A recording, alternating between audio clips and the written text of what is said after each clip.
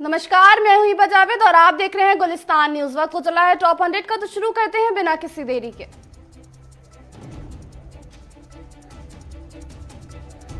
बंगाल में पीएम मोदी की चुनावी रैली आज भी चुनावी राज्यों में राजनीतिक हलचल बना रहेगी। प्रधानमंत्री नरेंद्र मोदी आज बंगाल में चुनावी रैली को संबोधित करेंगे। पीएम मोदी की बंगाल रैली की दूसरी ओर कांग्रेस नेता राहुल गांधी असम में चुनावी बिगुल फूकेंगे। इस दौरान राहुल गांधी अलम में चुनावी रैली को संबोधित करेंगे। पश्चिम बंगाल विधानसभा चुनाव के लिए बीजेपी अपना घोषणा पत्र कल जारी करेगी। गृह मंत्री अमित शाह बीजेपी की घोषणा पत्र को जारी करेंगे। भारतीय जनता पार्टी पुडुचेरी में अपना मैनिफेस्टो 24 मार्च को जारी करेगा। वित्त मंत्री निर्मला सीतारमण इस दौरान पुडुचेरी में मौजूद रहेंगी। पीएम मोदी ने ममता बनर्जी पर हमला किया है। पीएम मोदी ने टीएमसी प्रमुख ममता बनर्जी पर तुष्टीकरण और वोट बैंक की राजनीति का आरोप लगाया है। बंगाल में चुनाव प्रचार के बीच बीजेपी के एक प्रतिनिधिमंडल चुनाव आयोग पहुंचा, जहां उन्होंने राज्य में और केंद्रीय सुरक्षा बलों की तैनाती की मांग के साथ बंगाल में हाल में हुई हिंसा की घटनाओं की जांच की मांग की है। कांग्रेस नेता राहुल गांधी ने केंद्र सरकार पर हमला बोलते हुए कहा है कि सरकार ने बेरोजगारी, महंगाई और गरीबी ही दी है, जबकि खुद एक मित्रों की कमाई बढ़ाई है।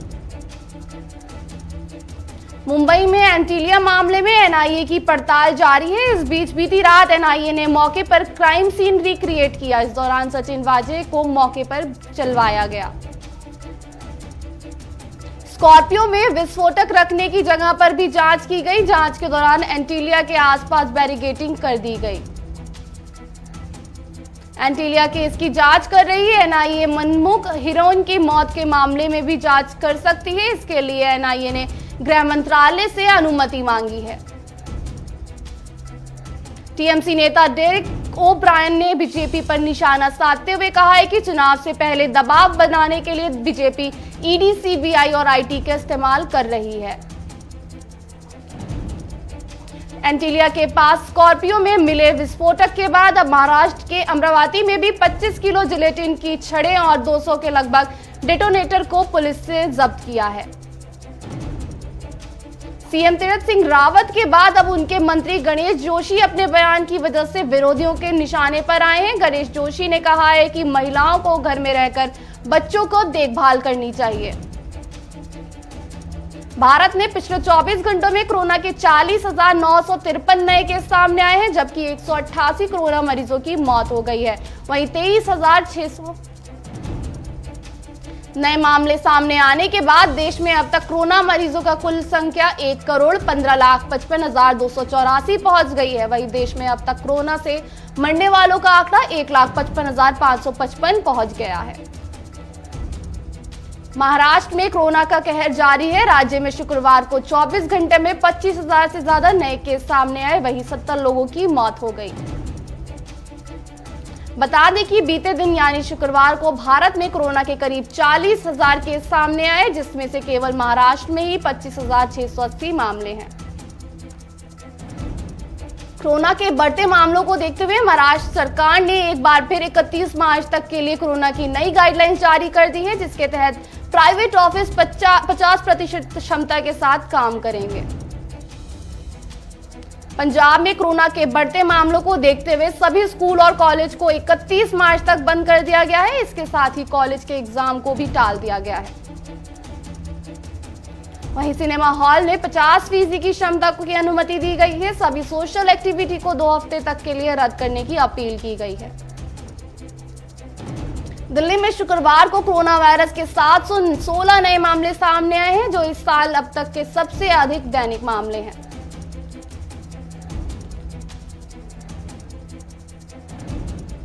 कोरोना के प्रकोप को देखते हुए मध्य प्रदेश सरकार ने महाराष्ट्र से जाने वाली यात्रियों बसों पर आज से रोक लगा दी है, जबकि भोपाल, इंदौर और जबलपुर में 21 मार्च को लॉकडाउन रहेगा।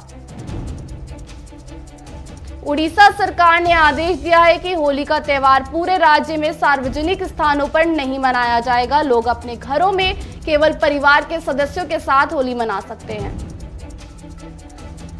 वहीं डोला मेलों में एक निश्चित लोगों की संख्या के साथ अनुमति दी जा सकती है। होली और डोल यात्रा दोनों ही त्योहार ऐसे हैं जहां लोग एक दूसरे को बेहद करीब रहते हैं।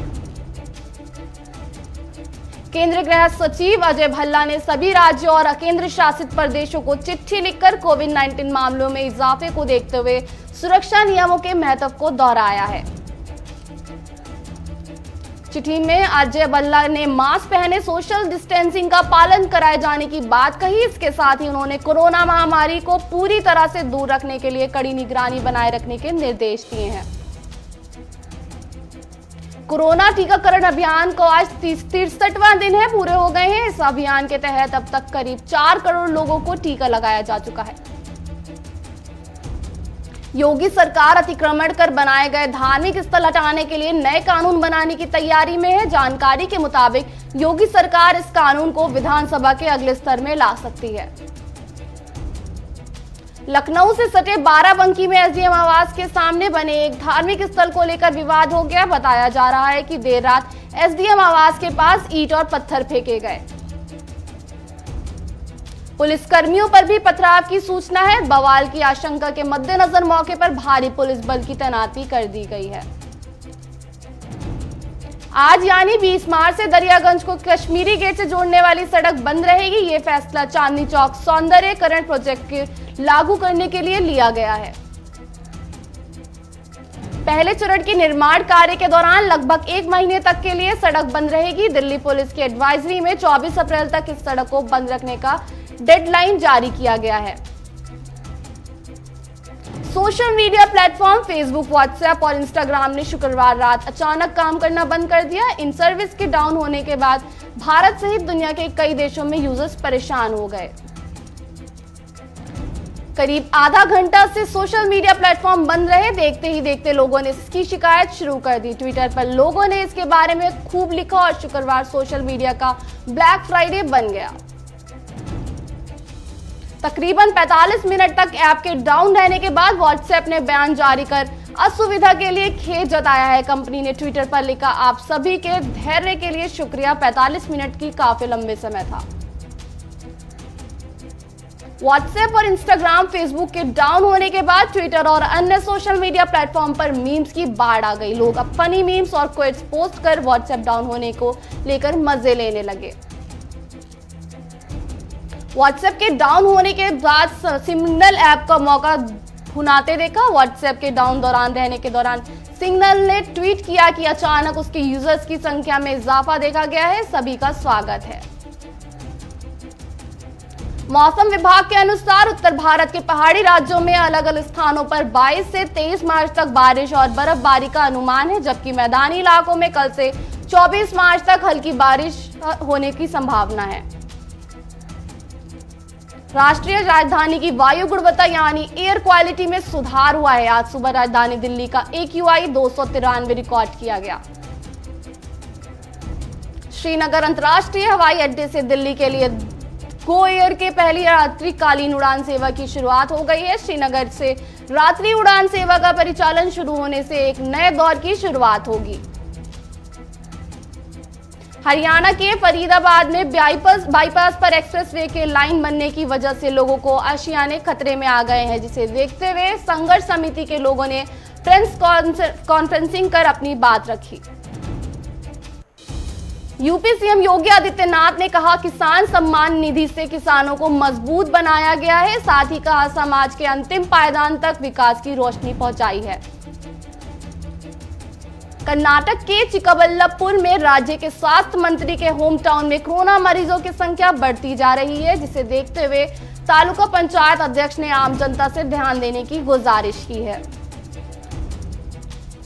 कर्नाटक के चामराजनगर में हायर सेकेंडरी स्कूल में कोरोना संक्रमण का मामला सामने आया है। स्कूल प्रशासन ने उप निदेशक को आदेश पर 1 हफ्ते के लिए छुट्टी घोषित की है।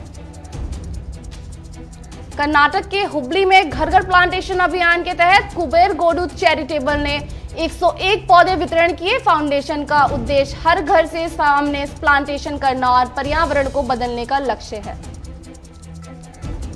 कर्नाटक में आबकारी विभाग के अधिकारियों के छापेमारी के दौरान एक व्यक्ति से गांजा बरामद की है। एनडीपीएस एक्ट के तहत मामला दर्ज कर आरोपी को अदालत में पेश कर दिया गया है।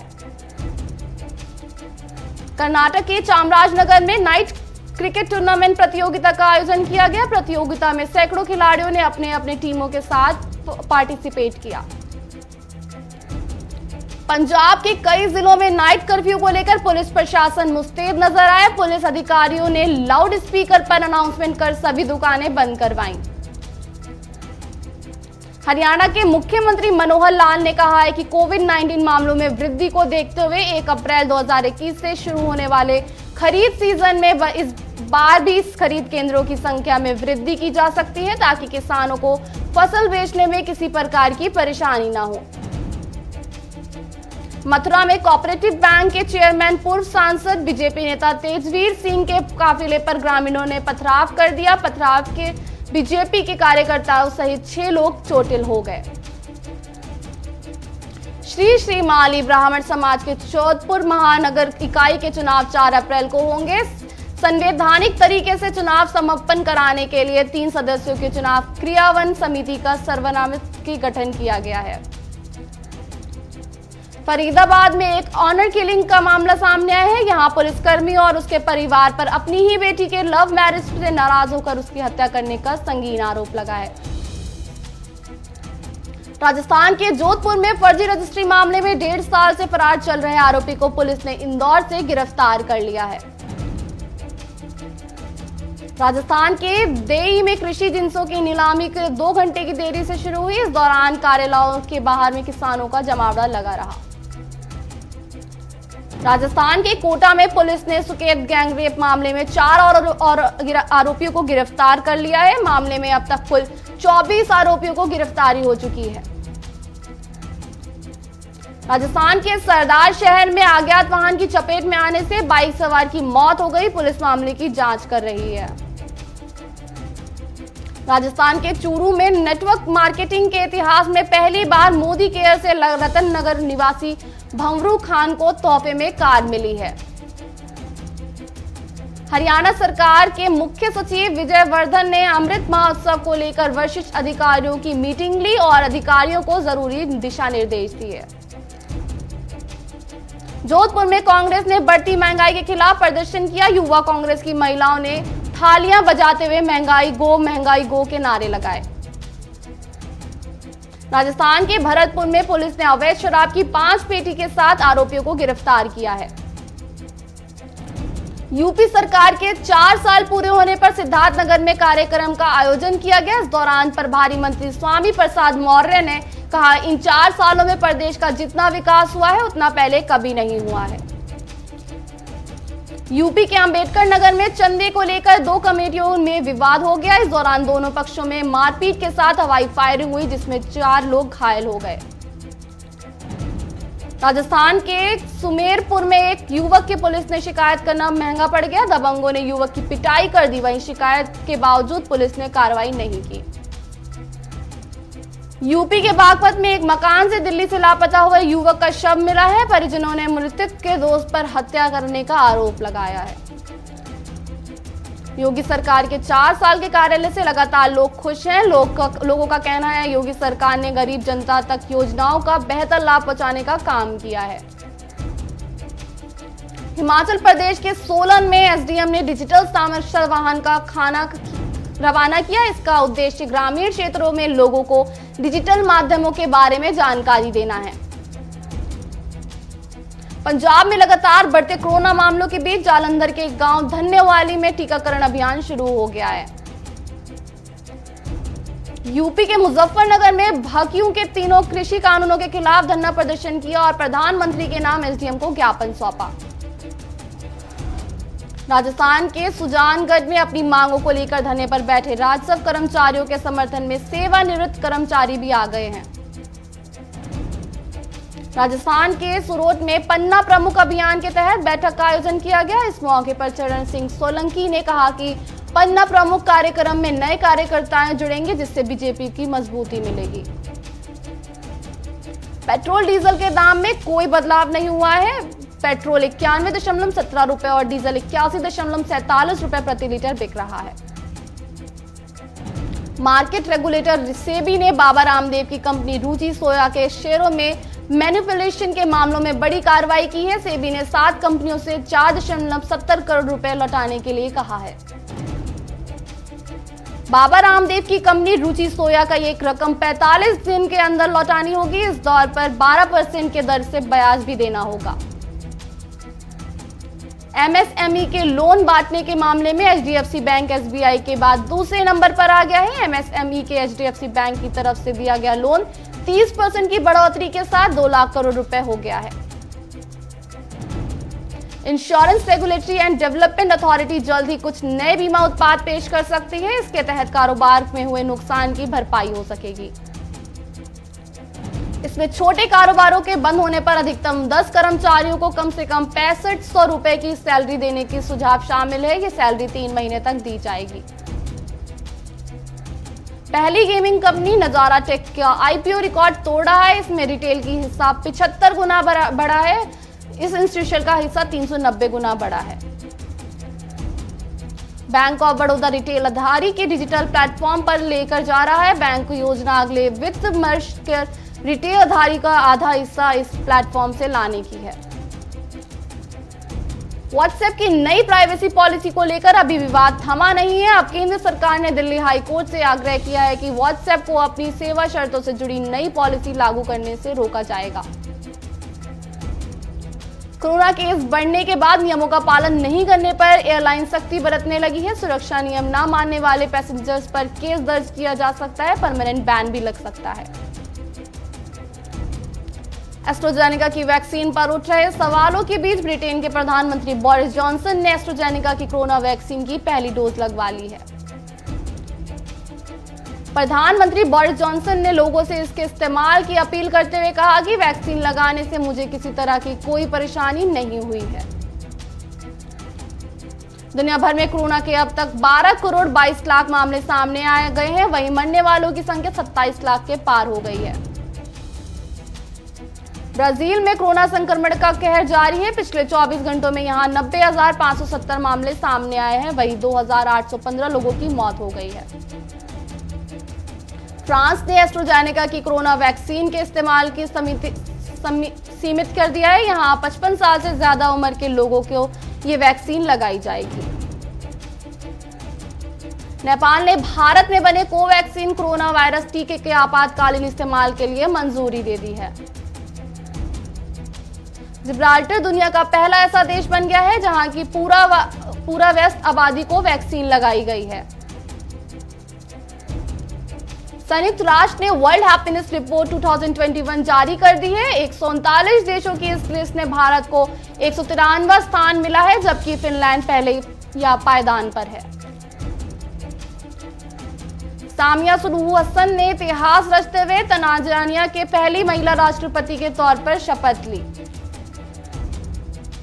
चीन की सेना ने सुरक्षा से जुड़े खतरों का पहला हवाला देते हुए अमेरिकी कंपनी टेस्ला इंक की कारों को बैन कर दिया है। टीवी पर सीता का रोल कर चुकी दीपिका दिखलिया ने कहा है अब रामायण पूरी तरह से बीजेपी का हिस्सा बन गई है। सपना चौधरी का शिमरी स्कर्ट में बोल्ड लुक हुआ वायरल। फैंस को पसंद आया हरियाणवी क्वीन का अंदाजे बयां। फिल्म एक्ट्रेस रिमी सेन ने एक इंटरव्यू में खुलासा किया कि उन्हें बिग बॉस शो में बने रहने के लिए 2 करोड़ से ज्यादा रुपए दिए गए। वे इससे पाकर खुश थीं। फिल्म अभिनेत्री जैकलिन फर्नांडिस ने अयोध्या में भारतीय संस्कृति और विविधता का आनंद उठाया और राम सेतु का प्रचार भी किया। बॉलीवुड अभिनेता वरुण धवन ने अपनी आगामी फिल्म भेड़िया की शूटिंग में व्यस्त हैं। इसी बीच उन्होंने अपने आधिकारिक इंस्टाग्राम अकाउंट पर एक वीडियो शेयर किया जिसमें वो दौड़ लगाते हुए नजर आ रहे हैं। रोड सेफ्टी वर्ल्ड सीरीज के फाइनल में बल्लेबाजों के बेहतरीन प्रदर्शन के बदौलत श्रीलंका लेजेंड्स ने इस टूर्नामेंट के फाइनल में जगह पक्की की, जहां श्रीलंकाई टीम का सामना भारतीय टीम से होगा। रोड सेफ्टी वर्ल्ड सीरीज के फाइनल में पहुंची श्रीलंका लेजेंड्स की टीम का सामना 21 मार्च को इंडियन लीजेंड से होगा। इंग्लैंड के खिलाफ 3 वनडे मैचों के सीरीज के लिए टीम इंडिया का ऐलान कर दिया गया। इंग्लैंड के खिलाफ जारी टी20 सीरीज से इंटरनेशनल क्रिकेट में डेब्यू करने वाले सूर्य कुमार यादव को पहली बार वनडे टीम में शामिल किया गया है। इंग्लैंड के खिलाफ 3 वनडे मैचों की सीरीज प्रसिद्ध कृष्ण और 18 टी20 इंटरनेशनल खेल चुके कुणाल पांडे भी टीम में शामिल हुए। भारत की युवा महिला मुक्केबाज निकत जरीन इस्तांबुल में चल रहे बॉक्सिंग टूर्नामेंट के सेमीफाइनल में पहुंच गई हैं। निकत ने 51 किलोग्राम वेट कैटेगरी के क्वार्टर फाइनल में मुकाबले में 2 बार की वर्ल्ड चैंपियन कजाकिस्तान के नाजिम काइजाइबे को हराया है।